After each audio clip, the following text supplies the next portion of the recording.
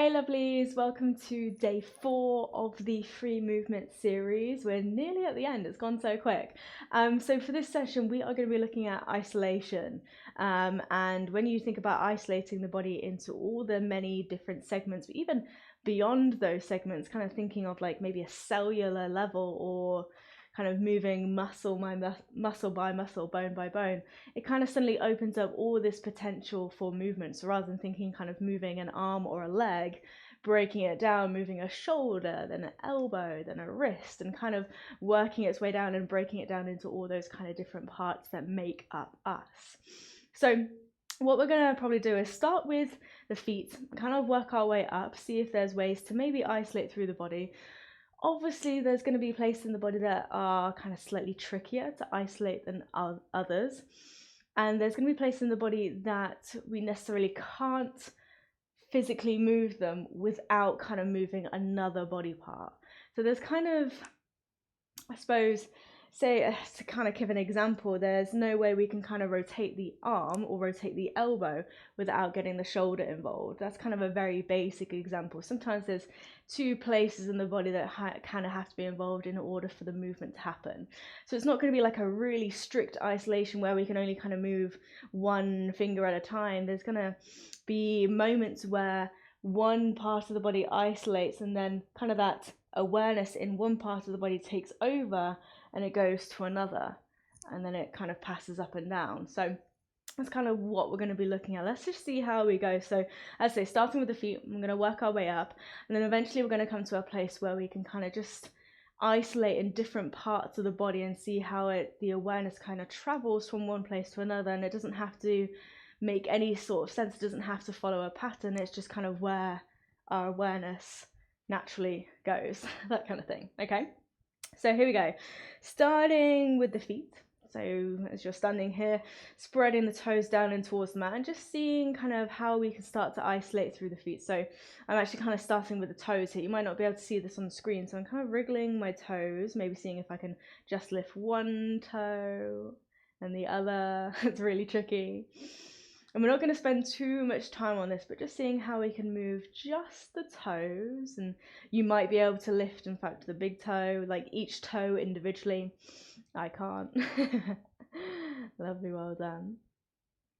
And then maybe it's kind of starting this shift of weight, maybe. This rolling from the outer edge of the foot to the inner edge of the foot. We can do that just one foot at a time. And perhaps repeat the same with the other foot. Yeah, hopefully you can see this on the screen. And then of course there's the very obvious way of moving through the foot, and that's very similar to kind of how we walk, kind of going onto the ball of the foot. But again, this is a clear example. By coming onto the ball of the foot, my knee also gets involved. So maybe we play with kind of coming onto the ball of the foot, but the knee stays straight. But again, let me turn the other way. By keeping the knee straight, look what happens at my hip. So my hip lifts. So again, that's a great example of how we can't necessarily isolate just through one part of the body without another part of the body having to get involved. Okay, so yeah, playing with kind of lifting the foot with the leg straight, keeping the knee kind of still, and maybe there's that little kind of shift of weight. But again, that's movement happening elsewhere in the body. So really trying to be quite strict with ourselves and trying to just focus and move that one body part. So as you lift the heel, you might kind of bring it down in a different place, so kind of pivoting on the ball of the foot. And then maybe we lift the toes, so maybe we play with kind of lifting the toes up, so we've got this kind of heel to toe motion going. Don't feel as though you have to stay with one foot. Feel free to change whenever you're ready. If you, I don't know, we've probably all seen those videos of kind of shufflers, and they do so much kind of movement through the feet, and it's all this kind of funky movement here and there. It's kind of where this starts. It's this one tiny little movement at a time, and when you can bring them all together, it looks like this really complicated sequence. Okay, if you're working on carpet here, there may be kind of a slight carpet burn situation. So just take it easy. I'm saying that because I'm feeling the burn on the heels of my feet. Okay, so if you're having a play with the feet and you're staying with one foot, maybe now playing with kind of introducing both feet, and just seeing how much movement there is just from the feet. And yeah, if other body parts do get involved, it's okay. We can bring it back and just think about that one body part. Lovely. Okay. Notice whether, as you concentrate through the feet, notice whether the upper body tenses. Sometimes when we're sending our awareness to one particular place, the other half of the body suddenly tenses up and we kind of find ourselves moving like this. Let the upper body still be soft. Okay. Lovely. Beautiful. Okay, let's let that go. Let's move up a little bit higher. Let's come to the knees. Knees I find really tricky to isolate. Of course, there's very limited movement to what the knee can do. It can bend, it can straighten, it can rotate, but that rotation is a result of the femur and where it attaches into kind of the hip joint. So again, that's the hip getting involved here. So let's just play with the knees a little bit. Lifting one up, see if you can almost draw circles with the knee, maybe. Yes, of course, the feet are going to be involved slightly. The arms are going to be involved slightly as well to kind of help with balance. Lovely, so my hip is already getting involved here.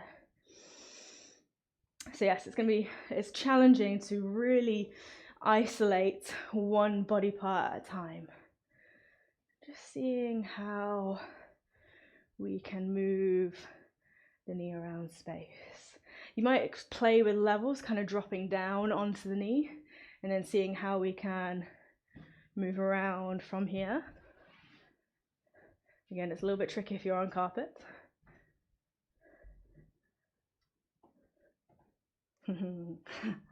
Lovely. And this is going to feel super awkward. I should have said this at the beginning. When you kind of break it down to just one body part, the rest of the body suddenly doesn't know what to do and you kind of just move really awkwardly. But we're just going to go with it. Let's come up a little bit higher to the hips. Hips are, I find, perhaps the easiest place to really isolate because the hips can do so much. We can have a little hip sway, a little wiggle. But yeah, so we can think about like lifting one hip up. So you got this kind of little hip pop motion. Then as you do that, you can kind of send it down in different directions. Wow, it's almost like belly dancing-esque. Not that I've ever done a class of belly dancing in my life. Lovely, well done. So just kind of playing with hips, so kind of they can rotate, they can ripple, but again, as we ripple, that automatically works its way up the spine. See how many different ways we can ripple. Can we ripple side to side? Woo, loosey-goosey. Lovely, well done. Okay. Draw a big circle with the hips, maybe. Lovely. Now with the hips going, let's naturally take this up and down the spine. So thinking about the spine, we kind of tend to segment the spine into these different sections. So you have the upper spine, the cervical spine, so kind of the top of the neck, the thoracic spine, kind of the upper back, and the lumbar spine, the lower back. And then you also have kind of sacrum and coccyx as well. So you have these kind of chunks of the spine and you can move them in that way. So you can think about the neck on its own. Again, that's going to kind of be the head. You can think about the sacrum and your coccyx, so thinking about the tailbone. Again, that's kind of the hips, kind of like a little twerky action here. You can think about the thoracic spine, so that's kind of rib cage. Lower spine is a little bit trickier, so kind of lower spine is perhaps rounding through the back, but again, kind of thoracic spine is going to want to get involved here. So you can segment the spine like that, or maybe we kind of think of it vertebrae by vertebrae, which is difficult, okay? And the reason the spine is broken down into those segments is because physically or literally in movement, they can't be broken down any further. But we imagine that we are moving bone by bone, vertebrae by vertebrae, even though, strictly speaking, it's not technically or scientifically possible, okay? But that's what we imagine in our bodies. We're imagining we're moving literally bone by bone, finding all of these places to ripple, curve, spiral, so we can kind of rotate the spine on its axis at the same time. And again, hips are naturally going to want to get involved. Let's see if we can maybe kind of keep the hips still. So how much movement can we do just with the spine? And again, the arms kind of feel a little bit awkward. Beautiful. So it might be kind of a little wave through the torso, and then we might try and almost like play with like drawing a box. Okay. Lovely, well done. And then that's the spine. Let's take this into the arms, so shoulders. Start with shoulders first of all. So again, there's quite a lot of movement the shoulders they can do. They can lift up to the ear, they can drop down, they can protract, so they kind of come forwards. They can retract, so you squeeze the shoulders together, and then you can kind of move in and out of all those four positions, yeah? So there's quite a lot of movement in the shoulder that can do. You can maybe think about trying to send the shoulder away from the body and drawing it in that way. Again, technically not possible, but can we imagine it so? Can we imagine that's what our bodies are doing? Let's try on the other shoulder. Okay.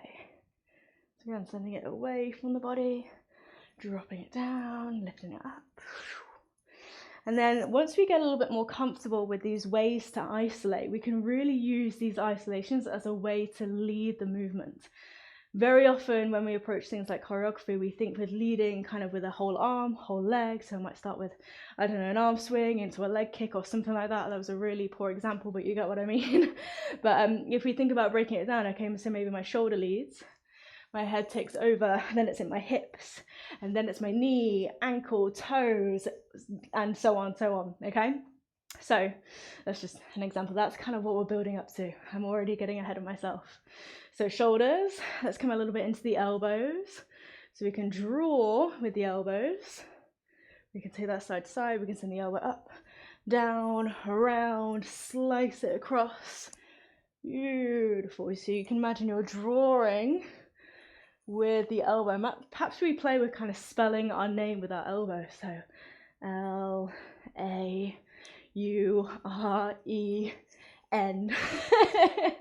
So again, there's so much you can do with the elbow. It's just depending on how you look at it, yeah? And again, we're not worrying about what this looks like, okay? So that might have looked like a crazy chicken dance, but somehow that can lead into something that can look really beautiful, okay? But we're not worrying about that for now. So that's the elbow. Imagine we're drawing. And then the wrists, again, it's kind of this rippling motion. You can rotate through the wrists. The fingertips are kind of just going to be an extension of that movement through the wrists, so they can kind of flex and point down, very similar to the feet. We can go from side to side, oscillate, rotation. Lovely, well done. Okay, and then finally, let's just briefly come on to the head, because I've already spent so much time on going through the parts of the body. Let's come on to the head, and again, how can the head move? We touched on this briefly when we were looking at the spine. So we can kind of send the chin forwards. We can send the chin back, almost as if we're trying to show off all of our chins. We can almost kind of lift the head up, and then we can drop it down, little turtleneck. We can tilt the head the other way. And then we can kind of merge through all those different states and see if we can really isolate the head. And this, when we move through the head so much, it can be quite disorientating. So we make sure we kind of send the eyes, we keep the eyes open to the space. Lovely, well done. Okay, so from here, again, when you stay with one body part for too long, it feels really weird. So from here, you are going to pick a part of the body, isolate with that a couple of times, and then send your awareness to another part of the body. It's quite helpful to work with opposites at first, especially if this is new to us.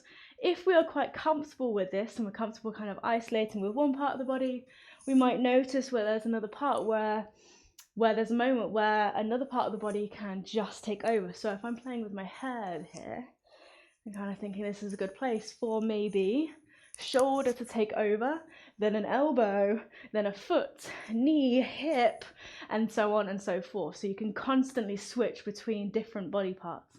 So this is where I'm going to kind of leave you to explore. So you can either start by coming with one body part. Let's again start with the head.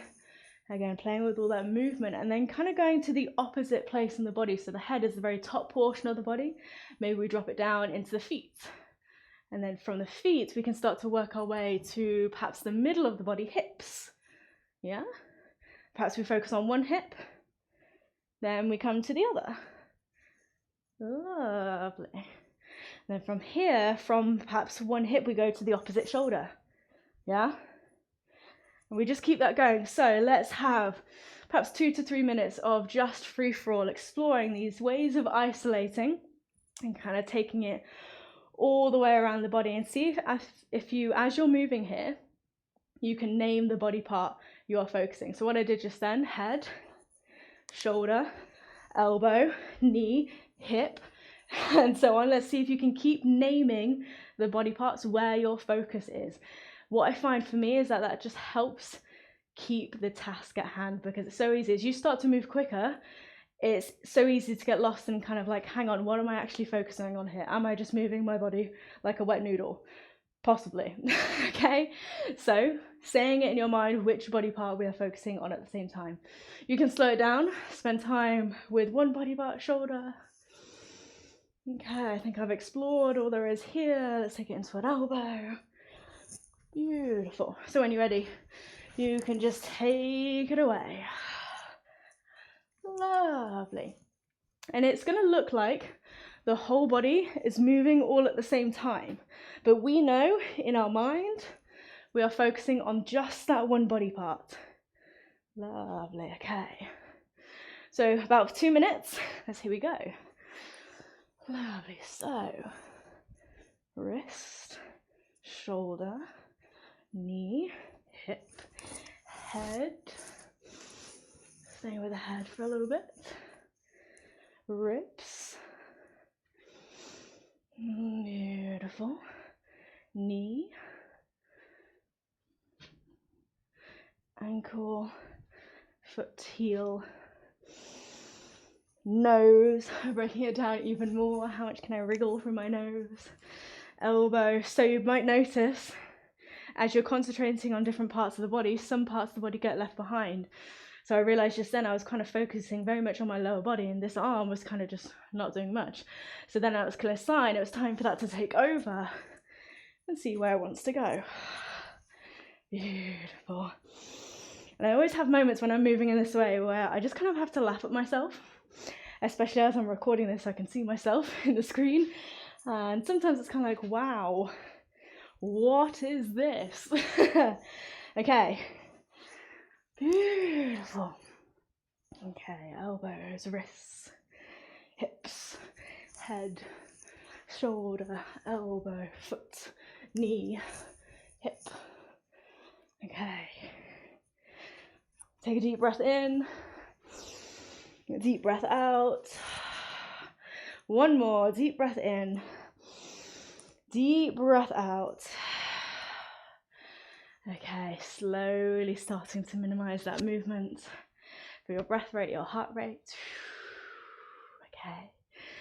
Bring yourselves back to a steady place on the ground, planting the feet down, spreading the toes down in towards the ground. Okay. Notice your whole body. Whole body is connected here, but still brimming with so much potential. Okay, one final breath. Exhale. Beautiful. Okay, really well done. I hope that you enjoyed that. That's when we look at isolation, I find it really fun to play with. You can spend so long on just finding different pathways, different patterns, but even when we move through that pattern, as soon as we've moved through it, it's gone. It's left. So it's literally that moment, that tiny glimpse of this connection between body parts that unless you film it and you watch it back if you want to recreate it, it's very rare that we'll find that pattern again. So that just shows that when we move in this way, everything we're bringing up is new, it's authentic. Okay, so I hope you enjoyed that. Thank you for joining me. Come back tomorrow for day 5, the final day. And yeah, I look forward to seeing you then. Bye. Mwah.